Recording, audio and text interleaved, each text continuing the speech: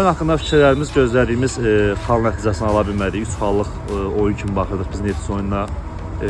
Turnirlər, məşqçiləri getmişdi. Komandada bir dağınıqlıq var idi. Bundan doğru istifadə eləməliydik. Ancaq hücum fazasında istənilən nəticəni komandamız məncə verə bilmədi. Çünki ümumilikdə oyun ərzində bir neçə qapı önünə gələn hücumu saymasaq, demək olar ki, qapıya zərbə olmadı. Bu bizim istədiyimiz oyun deyil, gözlədiyimiz oyun deyildi. İnşallah ki, bu itirdiyimiz 2 xal digər oyunlarda əvəzi çıxar.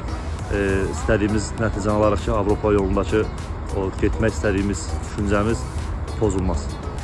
Oyunla bağlı fikirlərimiz əslində müsbət başlamışdı və komandamıza inanırdıq, güvən edirdik. Çünki həm öz doğma meydanımızda əlavə olaraq da ki, bu xüsusilə derbi olduğunu, biz derbi kimi gördüyümüz oyunu əslində yaxşı başlamışdıq, belə deyək. Amma sonda müdafiədə səhvlər, ümumiyyətlə hücum fazasında çox irəli çıxa bilməməyimiz əslində bir xalı gətirib çıxardı, amma bir xal da pis deyil. Lakin bizim azarkeş olaraq istədiyimiz bu deyil. Çünki Avropa yolunda bu böyük bir itkilərdən biridir. İnşallah yaxşı olar.